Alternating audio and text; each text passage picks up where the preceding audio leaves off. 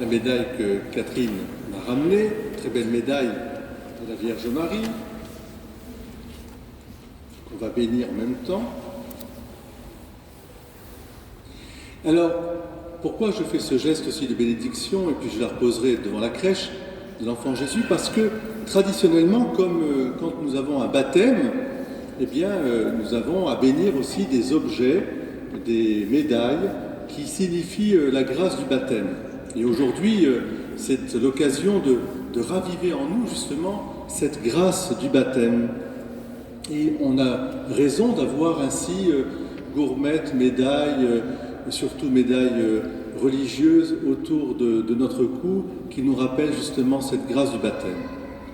La première question que nous avons à nous poser aujourd'hui dans cette liturgie qui nous est proposée, c'est quelle est la pensée de Dieu, oracle du Seigneur. Vous savez, quand Isaïe dit oracle du Seigneur, c'est un peu comme quand Jésus dit dans l'Évangile « Amen, Amen, je vous le dis ».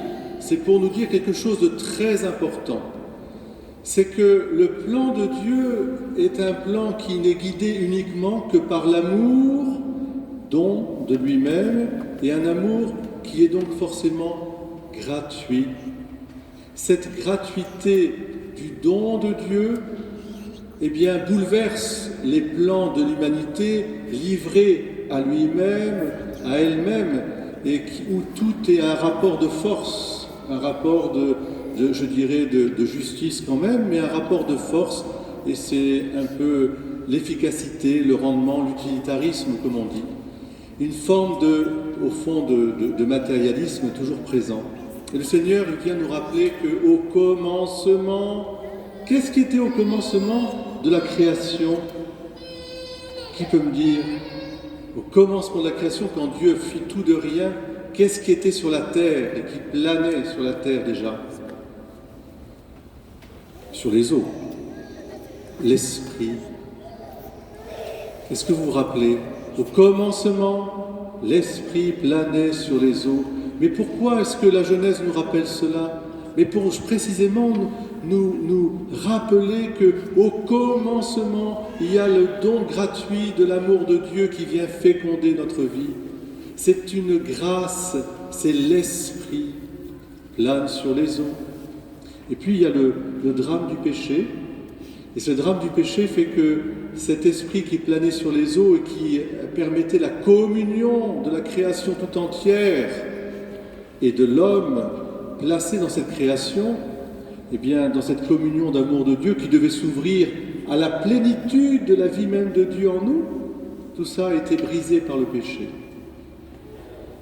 Et Dieu ne s'est pas repenti de son désir de gratuité. Je t'aime parce que c'est toi, et je t'aimerai toujours. Ce ne sont pas tes œuvres ou tes mérites, même si tu dois faire la volonté que je te donne, mais c'est d'abord ma relation d'amour gratuite qui bouleverse notre humanité et qui est toujours là et qui fait que nous sommes héritiers d'une religion d'amour qui bouleverse le monde. C'est pourquoi aujourd'hui le baptême de Jean que reçoit Jésus bouleverse complètement aussi notre façon de voir, y compris le plus grand des enfants des hommes, Jean le Baptiste. Qu'est-ce que dit Jean?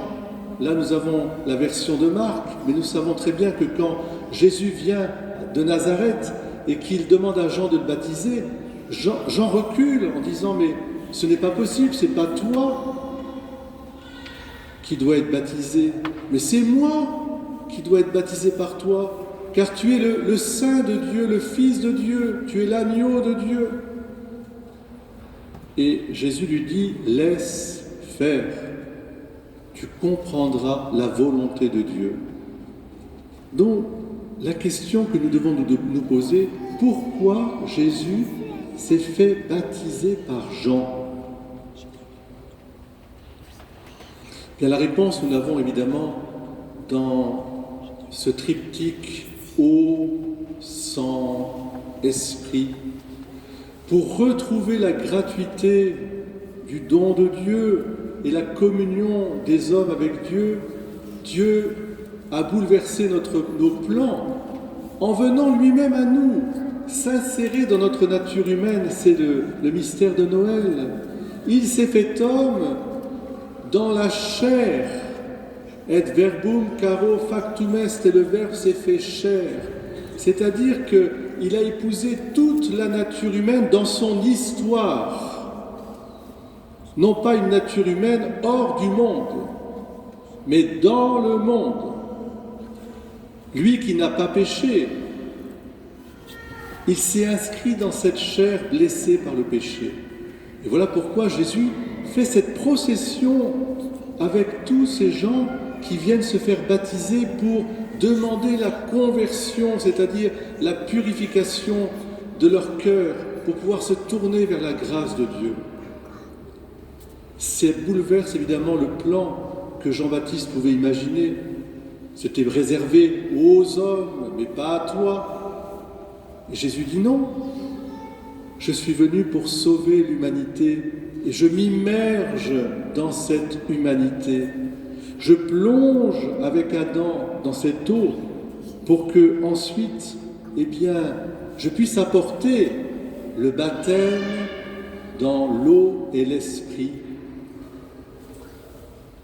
C'est ce que nous avons reçu. Nous n'avons pas reçu le baptême de Jean, mais parce que Jésus-Christ s'est immergé dans notre nature, il a ouvert un baptême qui donne la vie et la vie éternelle. Et comment l'a-t-il fait? En donnant gratuitement sa vie pour nous. C'est le triptyque de l'eau, de l'esprit et du sang. Il fallait que Jésus, de la crèche à la croix et à la résurrection, au moment où le soldat a percé le cœur de Jésus et l'eau et le sang en sont sortis, à ce moment-là a jailli toute la vie divine qui a baigné l'humanité. Et c'est la porte ouverte à tous les sacrements, car nos sacrements sont nés à la croix, mais ils commencent déjà à la crèche. Ils sont en germe, et puis ils vont grandir.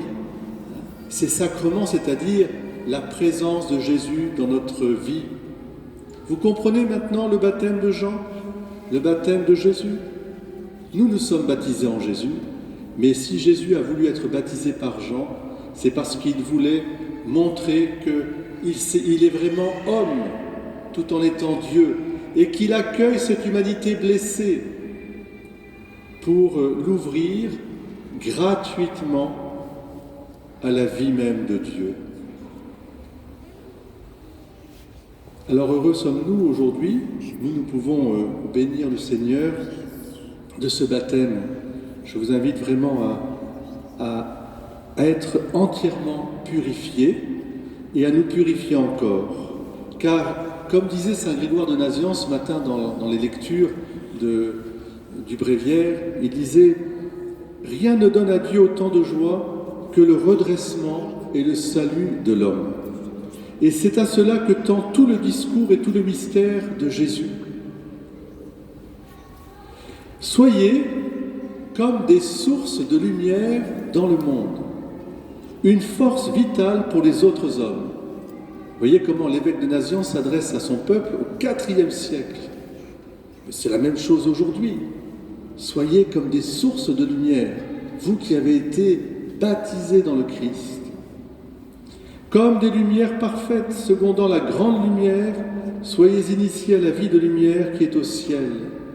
Soyez illuminés avec plus de clarté et d'éclat par la Sainte Trinité, Père, Fils et Saint-Esprit, par l'eau, l'Esprit et le sang, dont vous avez reçu maintenant d'une façon restreinte un seul rayon venant de l'unique divinité, en Jésus-Christ notre Seigneur, à qui appartiennent la gloire et la puissance pour les siècles des siècles.